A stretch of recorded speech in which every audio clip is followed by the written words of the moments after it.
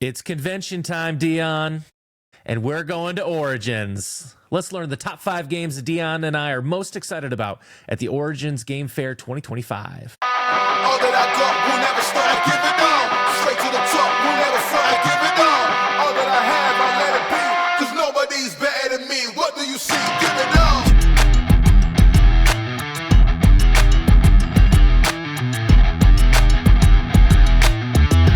Ladies and gentlemen, please rise.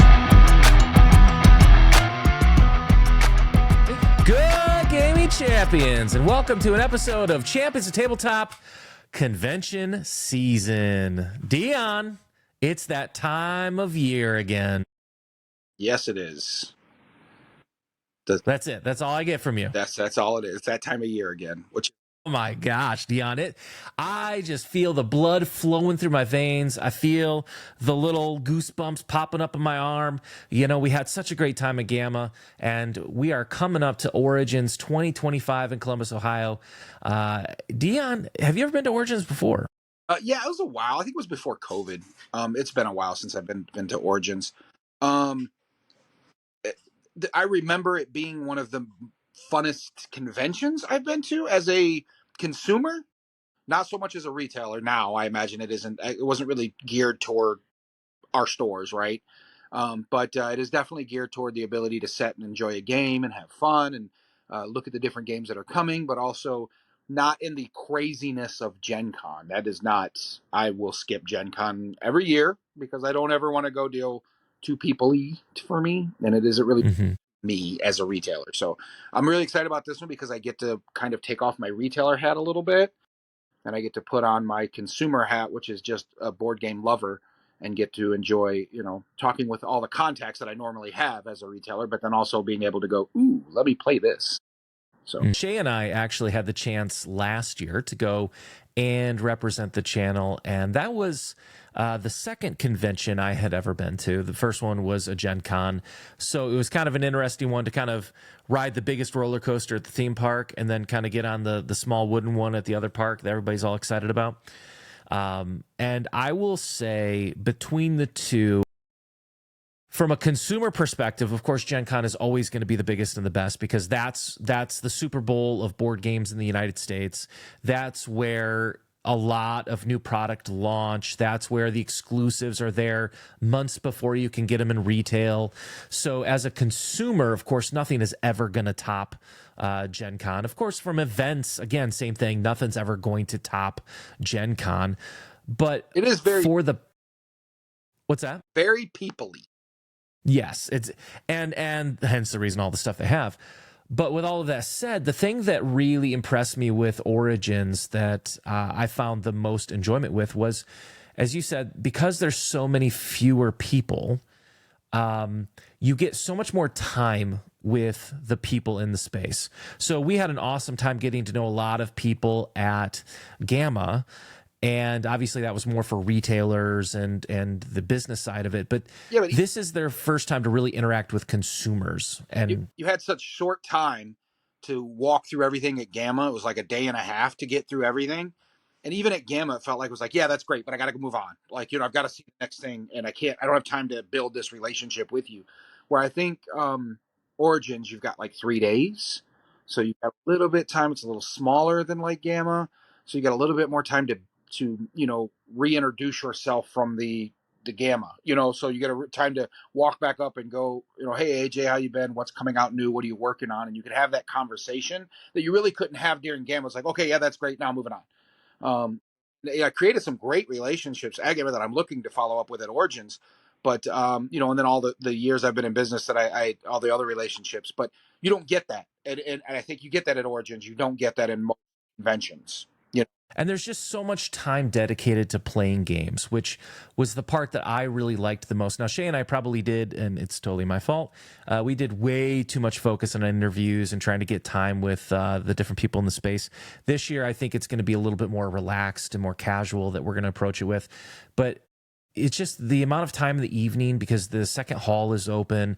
It's a massive, gargantuan space, and it's literally just there for people to go and play games and enjoy company with each other. And that to me is, it's what the hobby's all about. And Origins really provides well. So I am really excited about this, and I'm excited that you're going as well. I was ready to go by myself if I had to, Deon. I was going to do it for the team. I took one for the team because that's what happens when you're running a small business. Sometimes you don't know if you can pull away. That's right. And since I was going to go for the team, I'll just say this: I've heard some people throw out the word hero. You can just call me Matt, though. Okay. So with that, Deon, let's go ahead. We're going to go to our top 5 games that we are most excited about coming out at Origins 2025. So with that said, we're going to go ahead and get started. And Deon, we're going to get to your number 5. So my number 5 game was actually a game from BA Games, guys I seen again at Gamma. I saw them playing this. I walked by. I looked at it a couple times. I just didn't get a chance to get my hands really on the game and kind of check it out. But it's called Goats and Goblins. Goats and Goblins from BA Games. It's a card game, and again, a little simple card game. That's why it's at number 5. I'm, me in card games, but I believe the premise is you're trying to go in and get as much goats as possible, but you have to be careful how much you push your luck, because things could come out of the cave that could punish you or hurt you or something. So it looks pretty good.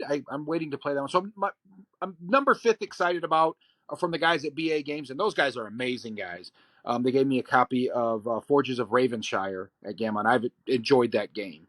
So I'm excited to check out this card game and see if I enjoy this one at Origins this year. So yeah, he Ed actually had a plushie of a goat goblin thing at Gamma. I couldn't really figure out what it was, but it tied in with this game, and they were kind of highlighting it over at Gamma, and they were pretty excited about it, and I had a chance to kind of see it, but if they have the plushies with them at Origins and Gen Con, I think that's going to be one of those weird things that everybody wants to get, because it just threw me off. Yeah, well, the guys at BA Games have been doing a really good job with their stuff, so I think they're going a little lighter here than what they went with Forges, but I think so far I've been very happy with what's been coming out of that studio. So I think Goats and Goblins will be another good, simplistic, I'm sure, little card game that you can play with friends and family, but it's something I'm looking forward to playing at Origins. All right, Deon, my number 5 is going to go to a company that won the 2024 Golden Meeple Award for Best Publisher of the Year. And I got to tell you, they are coming out with a ton of new games. And of course, I'm talking about All Play, the party game company. They have a lot of stuff coming out. And one of the ones that I thought looked really interesting is this game called Ruins by Jake Morrison and John Clare. This is basically kind of like a unique card type of game that includes kind of like, remember Canvas, how it has those clear cards that lets you kind of manipulate things easily. Really? Well, this is, what's that? I really like that. Yeah, that's exactly what this is going to do. It's going to allow you to manipulate the cards that are going to affect the outcomes of as you're trying to build these things up. And effectively what you're trying to do is build towards finding treasures. The thing I love the most about all play games just in general is, for the most part, the complexity levels of them are so low, and having a couple young kids, a 12-year-old and a 10-year-old, it's really nice to be able to pick up games quick, throw them on the table, everybody has a good time, put them away, and you're 20, 30 minutes down the road. Even though I love the campaign games like this are the ones that really kind of attract me, because they also don't cost much. Like most all play games are $20-$30 in that line, unless you buy like the premium extra deluxe superfied glass copy of Glass River Works, Waterworks, whatever. So who knows, maybe they're going to be ultra special clear plastic cards, but this game, like I said, it's a card based game trying to find the treasure, and just kind of a unique mechanic with the clear cards. And I think it could be an easy one to throw on the table with the kids. I think Dead Reckoning was the first game I noticed that I played, I guess I should say, that had that card manipulation thing in there where you're putting different sleeves and changing your the abilities of each, and I thought that was really different and unique at that time. Now, like I've played Canvas, which kind of has it very similar, and then this game looks pretty cool like that. And there's a couple other ones out there, but yeah, that looks cool. I have to sit down and play that one. Well, and obviously, you know, one of the games we're really excited about for this year is Rush of Icor from Upper Deck, the new TCG. And this is a mechanic that they're going to include in their TCG, which is also pretty unique. So, yeah, I guess we'll wait to play when we get to Origins. Yeah, Ruins, small box. So my number 4 is Legacy at Sea, Piracy and Plunder. It kind of looks like an open sandbox, do what I want as a pirate type of game. It has like a ship that you're putting your crew on, and then you're putting your loot and stuff on it of what you're looting and what you're going about and doing. A game that I really enjoyed lately anyway is Plunder: A Pirate's Life. So Legacy at Sea looks like it's a little more to that, where they're giving me like missions and storylines, and I get to play during this age of piracy. But see, you'll put like your little minis on your ship there, and a schooner. I don't know if you can upgrade your ships. I'm sure you can, but you're carrying loot and you're moving around and you're having to deal with probably each other, I'm sure. But you're also trying to complete, certain missions and stuff as a pirate in order to push the story along. It looks really good. It looks to the point where I want to give it a try. It doesn't look massive box. It actually looks like a decent sized box. With the miniatures are a little smaller. The boards and stuff are a little smaller. Looks like there's a little bit of meat to it. So I'm excited to play this one with the open world style of I get to do what I want, how I want, very Western Legacy style of gaming, which I really enjoy. So I'm excited. And plus I like pirates. I mean, right? Yeah, I actually, Deon, hadn't really looked at this one too much, but I do feel like we've seen a slew of pirate games coming out lately, and you had just brought it up during my number 5, but Dead Reckoning is one that's on my shelf of opportunity that I backed. Great game. And that's one that I definitely would love to play through. But it's kind of neat to see this come out. I know there's several tabletop miniature games. Oh man, I'm blanking on the one. It's a Blood and Plunder or something like that. Yeah, Plunder: A Pirate's Life is one I just mentioned, and that's a really fun game. It's more of a simplistic pirate game. I mean, your options are you're trying to get as much victory points as quickly as possible. The first one to 5 wins or something.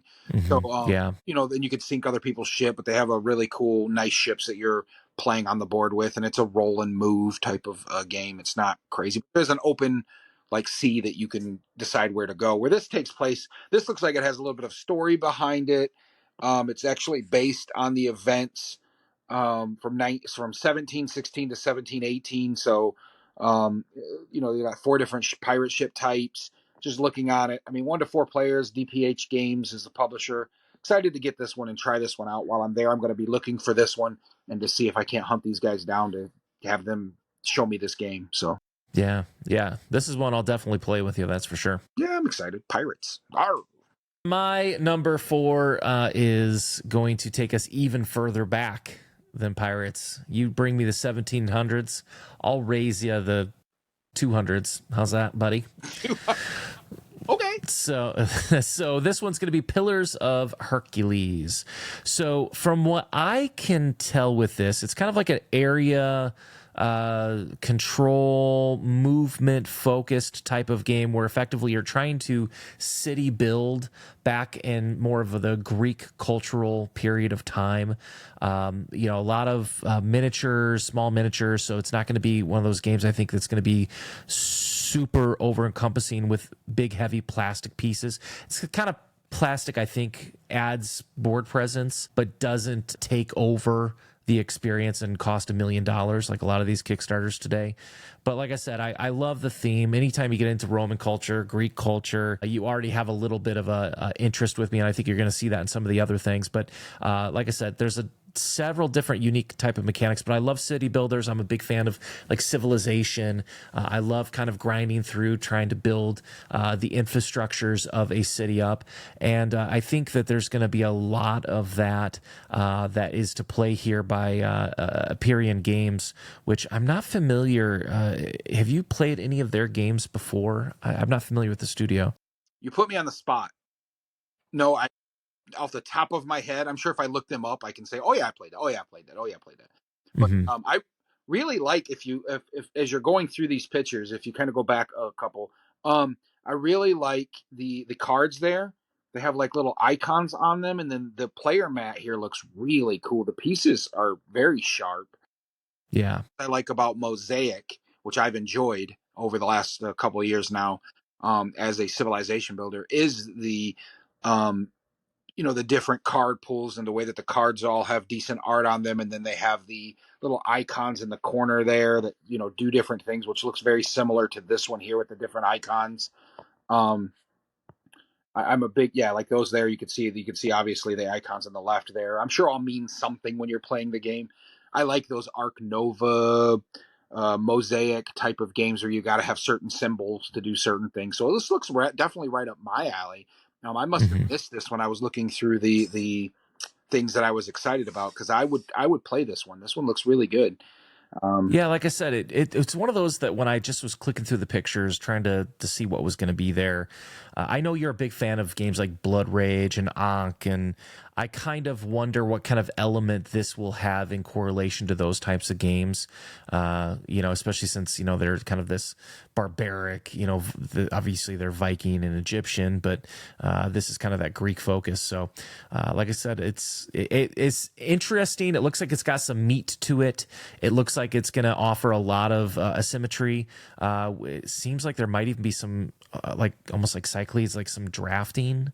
I could be wrong in that part of it, but definitely one that I'm super excited to get my hands on at Origins. So my number 4 is going to be Pillars of Hercules by Aperion Games. So this is my number 3. I also seen at Gamma. They had a big, nice display of it out. I've also seen a lot of play videos on this recently. I've also seen some different demos being played out, but I haven't got my hands on it yet. It definitely looks like a big box style of game that I enjoy. Very Lacerda-ish type of games. I think it was Capstone's booth that had it in there. But see, the player boards alone are massive. The pieces, the board is just, it takes up a full table. Those are big, chunky dice. My kind of game. The dice I'm a little concerned with, because you know me and dice rolling, but very Euro-y here. And it definitely looks into my realm of things I would enjoy. It looks like into the like I said, the bigger box Eagle Griffin style games, but it's coming from CGE, which are CG Games, Capstone Games. But you can tell here, it looks like it has a lot to do with the looking through Galileo telescope idea, the telescope of how he seen the world at that time, and then how you're going through and figuring out, doing your own thing as well, while it look like, you have your own little telescope there that you're, looking, facing it in different directions. That was the first prototype there. So it's way beyond that. It's much bigger board, much bigger things at this point. But I've seen some finished copies, and I've been very excited about this. That's why it's moving up my list to number 3. I think it's a game that's really close or out, one or the other. But I haven't got a chance to play it. So I'm excited to get a chance at this event to sit down and look at this game and maybe get a little bit more information. And the guys at Capstone Games always hook me up when I come through. So I'm excited to maybe see if I can't run a couple of events around this and get this game into the shop here. So I love this picture because it looks like the board just threw up all over the table. The box just got emptied on the table, and oh, that board's beautiful, man. That is a... All right, Deon, my number 3 is going to be from Bitewing Games, and it's going to be the game Iliad. Iliad is going to be a 2-player head-to-head game of tile placement pertaining back to the Trojan War. So kind of seeing a theme with some of the things that I'm picking here. Definitely thematic back to olden times. But effectively, you're going to take these tiles and you're going to try to march them across the board. They're going to have their own powers and abilities. You're going to try to control the board, take over your opponent, and effectively try to dominate the board through complete board management. It's almost like a tile version of chess is what I can kind of gather from it. It's got a pretty lightweight score on BGG. It's only like a 2.3, which would imply to me that it's a more simple game, which again, in the scale of having a younger kid, I'm finding a little more enjoyment with those right now versus the huge heavy boxes from a chip theory games. But like I said, just kind of a simple tile placement, throw it out there, go head to head with a buddy, and just try to show who has the IQ better than a fifth grader. Okay, well, you lost me at the better than a fifth grader IQ. I mean, it looks like a solid 2-player game. I don't know exactly how it plays out to just see the chips, but I mean, I do like that. Whatever that is, that's pretty cool. Yeah, it looks like they're just kind of like modifiers towards the chips as well. And it looks like based on the tile placement, that might also modify scores and values that are going to affect where you can move and who's kind of in control of it. So I know that this already has a score. It's got like an 8.0 already. So some people have assumably got their hands on it, but I have not. So like I said, this is just one of those, like I said, these are the kind of games that always catch my eye when I go to conventions, especially. Yeah. Well, I mean, we usually go with a buddy or somebody, and then this is a game you can easily get played with just both of them. So it's yeah, it looks like something it's interesting. I don't know if it's like again in my alley, but it does look. I'm not a chess player. I'm not smart enough to play chess, so I play Euros instead. So my number 2 game that I'm excited to see at Origins is Canals of Windcrest. This one here, you're actually building bridges and you're taxiing goods throughout the canals of Windcrest. Did someone say Euro? Did some? Yeah. It looks like it's in a European nation too. It is definitely, I think, in my alley. There's not many pictures on it. It's very, the company I believe is something Fish Games. First Fish Games is the publisher, so I'm excited. I've not seen a whole lot from them that I'm super excited about, but this one just caught my eye. It looks, just from the description and reading through, I thought, okay, I can do that. I can put goods in the canal and try to move them throughout the city based on the bridges that I'm building, and I like a little bit of a market and taxiing goods. So you've got me. Where do I set? So I'm down to try this one out. That's why it's moved up to my number 2. Because it's one that I don't know a whole lot of information on, but I'm super excited to find out more at this convention. Well, and First Fish Games also made Mistwind, yes, which was pretty popular last year in the convention scene. Had a big board presence, some really nice miniatures. But I noticed it also was with a flying whale. And look at what I see right here. Looks like a flying whale over some mist in the water. So maybe a little call out to their first big hit. Just a little something I noticed. All right, Deon, my number 2, and you just called me out before we started recording. A little bit of a theme here tonight, isn't it? It is very much. This reminds me of several months ago when we filmed our games we're most excited about for 2025, and 4 of your 5 were Lacerda games. So I'm not gonna, hear a lot of it from you because that's it's like it's like the autistic part of my brain that just becomes fixated and it can't deviate. Put it on the table. I'm excited about it. Roman Greek all day. Jesus, put it on the table. Just wait till you see the next one. But Cyclades is not a new game. It's part of the Madagascar series with games like Kemet and Inish and Yucatan. And this was a pretty... We're going to do a video on games that we want to see get remastered. And part of the reason for that video we're going to do is because of stuff like this, because we're seeing a huge push in the industry right now with games coming out with remastered editions. We saw it with Castles of Burgundy and Ra and some of those where they not only gave games refreshes, but in this new world of board games that didn't exist 15, 20 years ago with this emphasis on beautifully sculpted miniatures, games, older games especially, really want to cash in on this. And this is just one of those games that's exactly what they want to do, is take advantage of that trend. So they did have a Kickstarter for this, and I own the original edition of this game, and it's still on my shelf of opportunity. So I did not. I harnessed this inner strength to stop buying everything that I saw. And I actually didn't back this because I didn't play the original. So I can't upgrade something I've never played. But it's basically a area control game. What I think really separates this game apart from just being a normal area control type of game is, one, I love they did this kind of like with Innis too, where they're making all the tiles interchangeable, so every map can be different. So you can't just kind of learn how to beat a map. That's a new feature of the Legendary Edition. But really, the meat and potatoes is the bidding system, because every round, what you're going to do is you're going to bid on different Greek gods to give you powers that are going to help you influence the map. So it could be Zeus, it could be Ares, it could be enter all the others. I wish my son was here. He knows every Greek god that exists and all the demigods. But basically, by bidding on them with your coins that you accumulate, they're going to give you special abilities. Like Poseidon is going to give you strength over the water to move your ships faster. Ares is going to give you more, power in war. And so the gods really play a big part, and they kind of shuffle through each round. So if there's one that you need, sometimes the bidding isn't just about what you need. It can also be about preventing your opponent from getting the god that they need to really take the next step in the game. So it's got a huge following. It's a well-loved game. Deon, have you ever played this one? I have not played the original one, so I can't really speak. I love the miniatures in this one. This one looks cool. You lost me at bidding, though. So as soon as you said bidding, I was like, yeah, I'm good.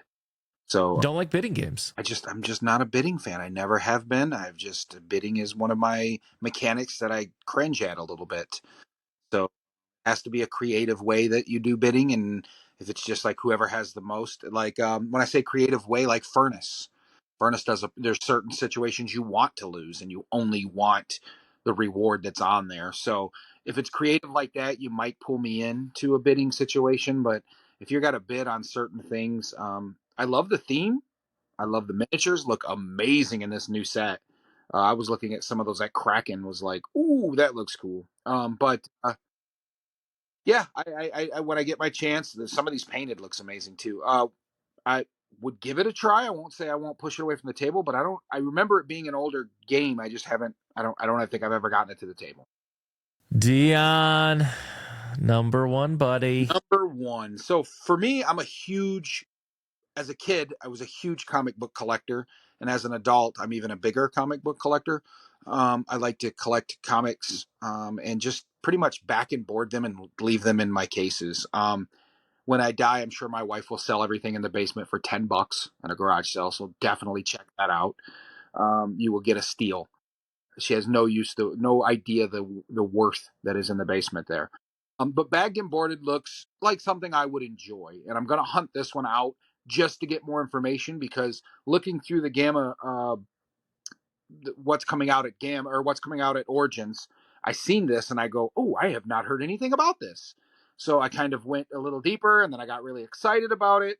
And it's something, it looks like, if you stop right there, it looks like some of the art that they're using, or some of the comics, aren't real comics. So again, like Ratman instead of Ant-Man or something like that, which pulls me back a little bit. But it also, if you played like Sentinel Comics, stuff like that, or the Sentinel universe, the Masters of the Sentinels or whatever it is with the comics, you could get into it still and live in their universe and understand, the different games. So I'm excited. The art looks really good, like a real old school comic book collector. You do chores in order to get money. You then spend your money on comic book collections. I hope it is better than one I've played recently. Comic Hunters was good, but it just didn't match it for me. It wasn't great. And even though that had the best thing about that was, I wanted the Spider-Man because and I got it in the game. That was the best thing for me. This looks a little bit more in the comic book collection that I love to do. So I'm really excited about Bagged and Board, and I can't wait to get my hands on it at Origins. Are you trying to tell me that you don't think that Hover Girl on a hoverboard is real part of the MCU? I'm pretty sure it's not part of the MCU or DC. I don't think I've ever seen it. I'm not saying it doesn't exist. I don't know everything, believe it or not. Been sometimes I've been wrong. So don't believe Rat Man is real either. But these look pretty cool. Comic book collector from the old school days. So to me, being able to, one of my favorite things growing up as becoming an adult was being able to spend adult money on my kid toys, which were comic books at the time. So being able to walk into a bin and go through all this craziness and grabbing it just to be collecting it was exciting for me. So this game right here, I think kind of pushes me in that direction a little more, or tickles my fancy, as they would say, and get me excited about collecting comic books. And so I think this is more of a niche for me. Something I don't usually enjoy is especially games, similar to this here. I am definitely more of a Euro gamer, but this is one that I'm excited about, and it's the top 5 games that you're looking to be looking to play or get your hands on or excited about at Origins, and this is number 1 for me. So I'll be looking out for this game. Here it is, my number 1 game, the game that gets to wear the crown of excitement for me heading to Origins. And this one actually, I think, came out last year. It's by Red Mojo, and it is going to be the game Inferno. It's got an 8.0, little bit of a crunchy one. No puppy dogs and planting plants and cuddly creatures here, buddy. No. You get to play Dante. And you are marching your way through hell on your way to try to reach purgatory. And what's even better is along the way, you get to guide the sinners to their respected circles of hell. God, does that not just sound exciting? I don't know. You don't sound excited at all. I mean, look at the artwork on this one. I'm going to have to deal with this in real time, so I don't know. It's too close to home. It's time to repent. March through hell and when after I die, so I don't know if I really want to do it in a board game. It looks cool. I mean, it kind of looks pretty neat. Yeah, my son and I played a demo of or play tested a game at Grand Con last year, and a lot of the mechanics of board movement looked very similar to this. I know it's not the same game, but yeah, it reminded me a lot of this because effectively you're going to have to acquire resources that give you movement abilities that help you acquire more talents and abilities. And again, like I said, in the outline of the game, it's all about helping guide people to the proper circles of hell, all while you're on your path to get out of said hell into purgatory.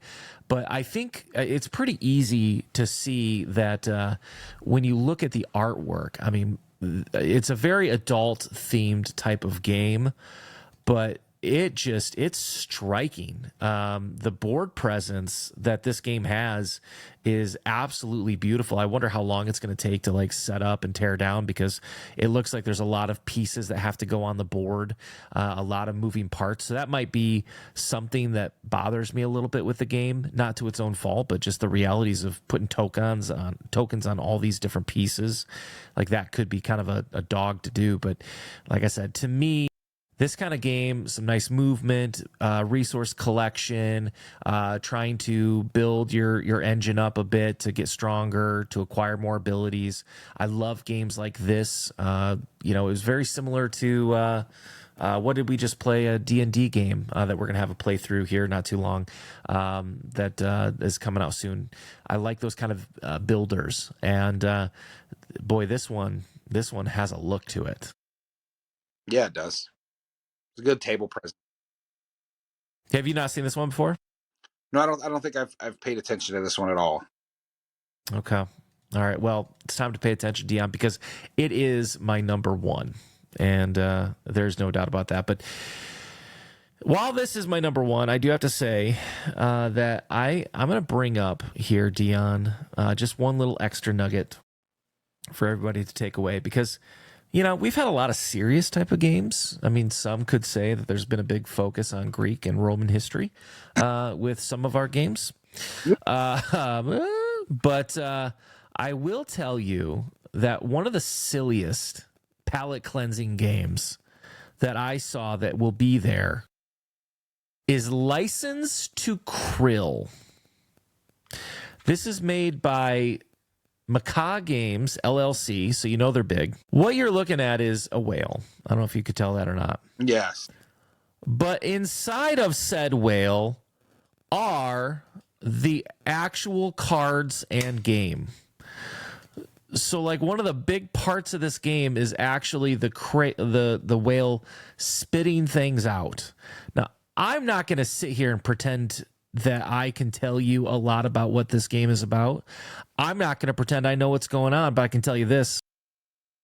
I like the vibe of this. Because not only is it a friend when you're in need, it's a friend that just goes with you wherever you need to go. It's always there for you. And darn it, even if you're at a Lego version of the Liberty Bell, it's there for you, buddy. What board game do you own, Deon, that will do this for you? I'm not sure I want it done for me. No, it doesn't. Do you think this would sell in your store? Because it all comes packed like in the whale. I mean, it might sell a couple copies because people are like, "Oh, that's cute," and I'll get it or whatever. But man, look at that. Look how happy she is. I understand. I don't want to say anything bad with her on the screen. You gotta move along. I understand. I'm just not. That's not my style of gaming. For me individually, there's a place for those. It's usually in the toy aisle of Target. And there's nothing wrong with them. That's great if you enjoy them. They look like a fun get together, have fun, laugh, and then I pull that out. But I mean the one that had like the bananagrams with the banana and all the little pieces in it, those were cool, I guess. But I'm just not. I know it's a joke here, but I am definitely not excited for License to Krill. And do you know who would be? I don't. Shay would be. This is for Shay. This is for Shay. This is Shay couldn't be with us tonight. He's got some stuff going on, and we still wanted to make sure we get this video out. Yeah, Shay didn't give me a list of the things that he was excited about at Origins, but I will say, if he saw this, Deon, you and I both know this would be on that list. Yep. No, I agree. He would be super excited right now, and he'd be going like he does usually in the video. He would be super all over this one. He's brought it. He went to a convention. I think it was Gen Con last year. It might even been Origins when you guys come back. And he got this stupid hot dog game where you flip it and it sticks to the table. And he was showing that to everybody. Like, look at this. This is a hot dog game. You flip it. I was like, stop, Shay, please. Just stop. Super excited about it. So he would be super excited about this one. So in memory of Shay tonight, while he's busy doing life things, respect, he would totally. I might have to play this just for him and take pictures and bring it back. Well, either way, Deon, I will say that I'm very excited to get a chance to go with you to Origins, get a chance to play a lot of games with you, and like I said, this convention is all about taking a breath, and of almost any convention I have seen, this one is genuinely about just playing games. Yeah. So I'm really excited about this one because I get to wear two caps. I get to be enjoy a little bit of game playing, because at Gamma they're like, this is how it plays, and you play around and they're like, okay, and I'll go away because I got somebody else I need to play it, which is great. I mean, because they're trying to get through as many people and show as many times as possible, but you really don't get the taste of the game of something that you really were like, oh, I really got, I finished that game and enjoyed it. So I like to dig a little deeper as a consumer, but also as a buyer, and get to play some of some things that I'm interested in bringing into the store here, and then also things I want to show my community. So, Yeah. And definitely, if you got this far, first of all, thank you. Don't forget, please like and subscribe. We're so close to 500 subscribers on YouTube. That would mean the world to us with a little bit of engagement. So if you wouldn't mind, just hit the like button. If you haven't subscribed yet, please make sure you do that. But also, if you do see us at Origins, definitely come up and say hello. Let us know that you watch. Let us know what you think. Let us know what you'd like to see more of, or some things that we are not doing that you'd like to see. And, that's what this is all about, is just kind of meeting new people and getting to know more people and spreading our wings in the hobby space. And so definitely, if you see us, come up and say hello, and I promise Deon only bites softly like a golden retriever. No. If you do have a Lacerda, though, I will take it. All right. So with that said, I've got a puppers moving around here in the background, but we'll wrap this up. Origins 2025, looking forward to it, and just never forget, everybody, champions never. Was it my turn? Oh, stop. There's your turn. Sorry. Stop. Playing. All right. Good night, everybody.